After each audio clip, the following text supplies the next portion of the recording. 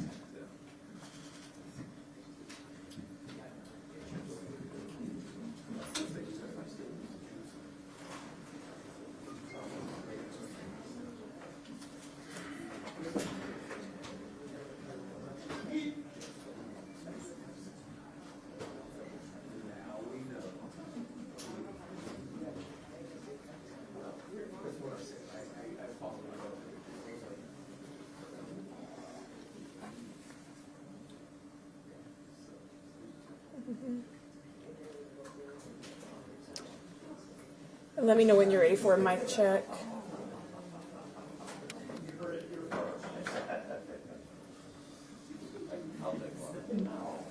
Okay, are we all good for mic checks? Mic check 1, 2, 3, 4, 5, 6, 7, 8, 9, 10. Mic check 1, 2, 3. We're all good? Everyone's good? Okay, we will be having Chief Lisa Davis coming in shortly. This is our new Chief of Police, Lisa Davis, L-I-S-A, last name Davis, D-A-V-I-S. She's the Chief of Police of the Austin Police Department. She'll be giving remarks regarding the officer-involved shooting that took place last night and give you a little more details about that. After that, we will be opening up for questions. We ask that you do not just blurt out your questions. Please raise your hand. I will call on person and I also call on the person on deck. So again, please raise your hand and wait for me to point to you before asking the question. And then, yeah, we should be good from there. She should be coming up shortly. Is there anyone else questions ahead of time? Anything else you need from me ahead of time? Good? Okay, perfect. She should be here shortly, guys. Thank you. Thank you.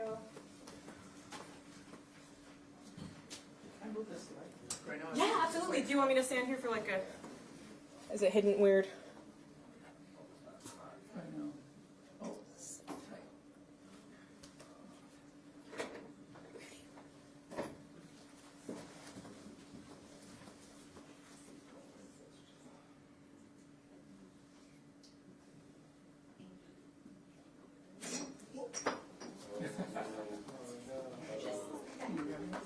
Hey, you said you can I move it, not can I break it? Come on, man. Just kidding, I'm totally kidding.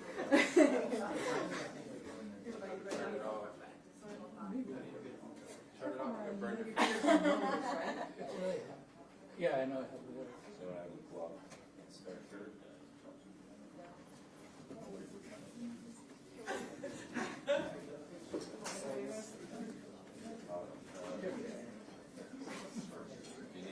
Wrap your hands in? No, I got it. It's just that.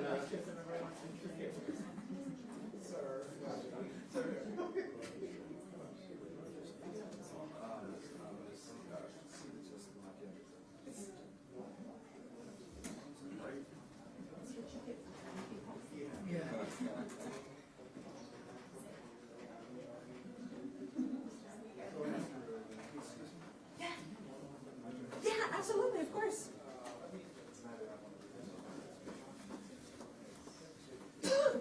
You ready for it? One last mic check, 1, 2, 3. Mic check, mic check. I'll wait for him to go. You good? You're good? Okay, thank you.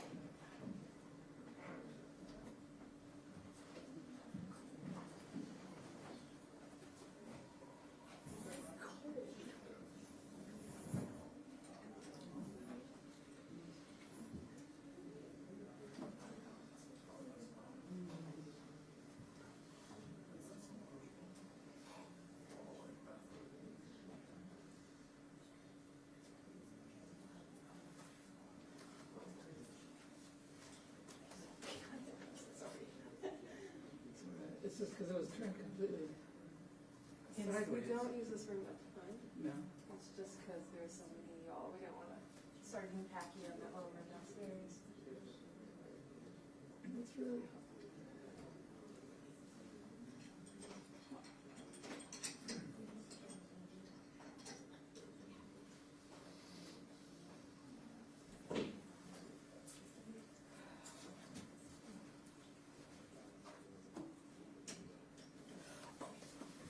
Sorry, one more thing I wanted to mention. With your questions, we do ask that you please keep them related to this incident. All questions relate to the incident rather than any questions unrelated to this incident. We'll have time for those later, but this time, all questions please relate to the officer involved shooting. I don't know. It's like it's barely catching.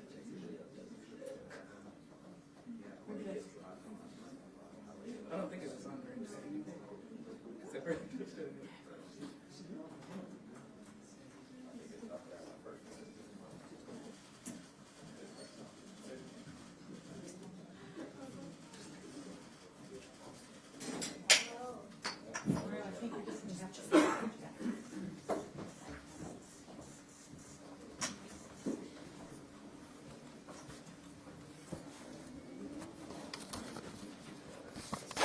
All right, we're ready to go. Everybody here? Gail, who's here?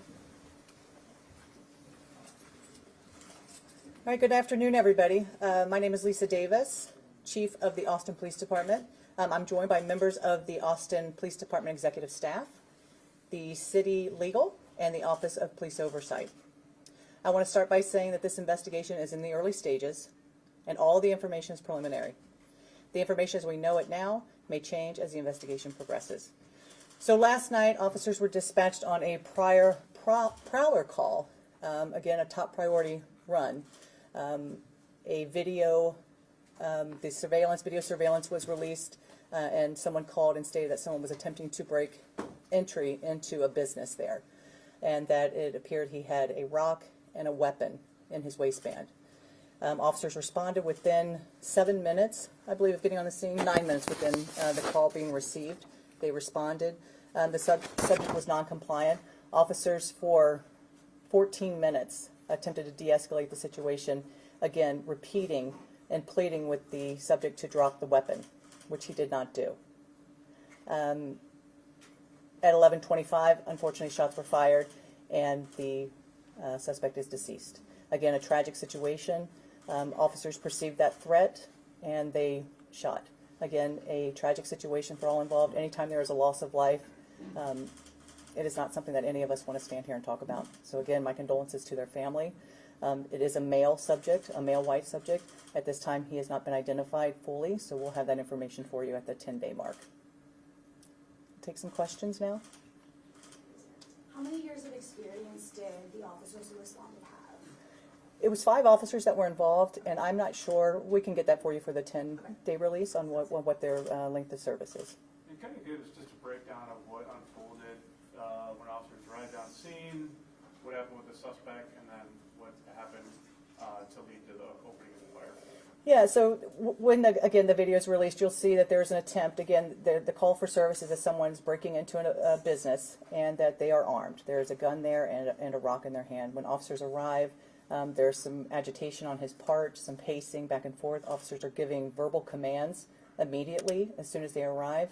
Again, once that first officer responds, it's only a matter of within seconds to minutes where there's multiple officers on scene, and all of them do a great job of taking cover and giving verbal commands, again, to the individual to drop the gun. Please just drop the gun. Show us your hands. This doesn't have to be this way. Again, these multiple commands trying to connect with him to drop this weapon.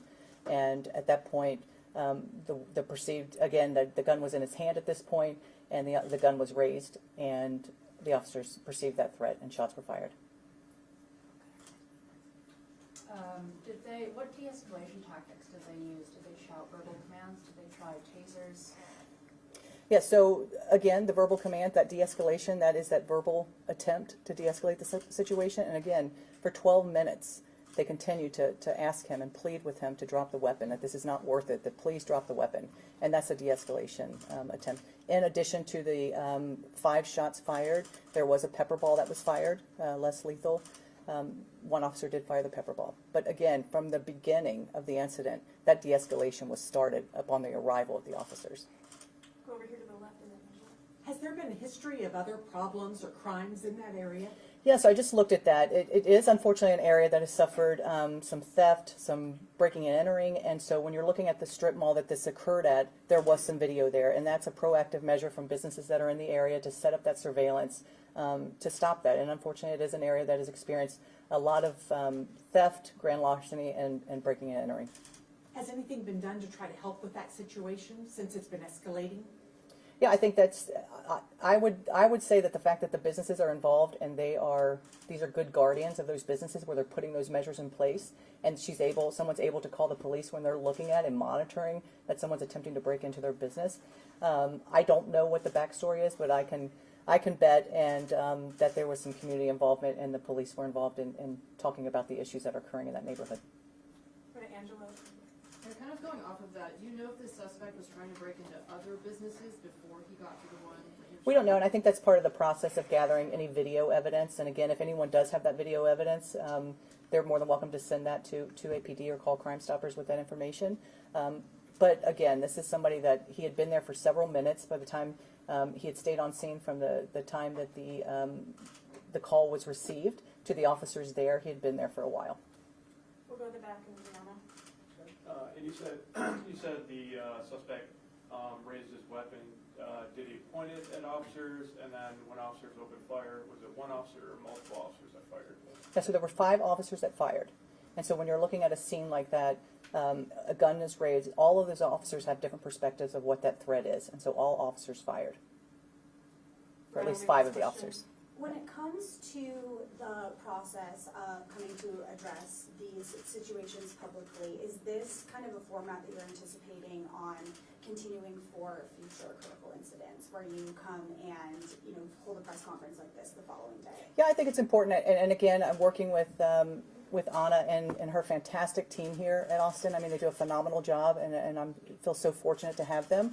It's about what's going to work best for us and a comfort level that I have. I'm used to doing this, and it's the comfort level that I have. So it's just kind of meeting with the team and kind of figuring out what's going to work best. Last question over here.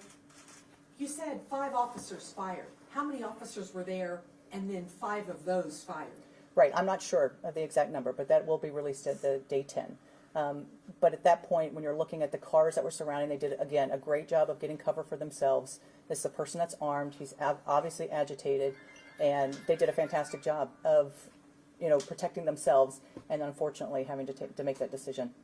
And clarify on the weapon. What was his weapon? It was a gun. Yes, but I mean, what type of gun? At this point, I believe it was a revolver. But again, you're talking about, I would say, Lee, about 25 to 50. How far do you think from the time the officers stopped? Again, great tactics on their part. I would say 20 to 25 feet the officers were aware. But again, they're all they know is this was a gun. This was a gun in his hand and a rock. Chief Davis, thank you. Thank you so much, guys. Thanks, guys. Thanks.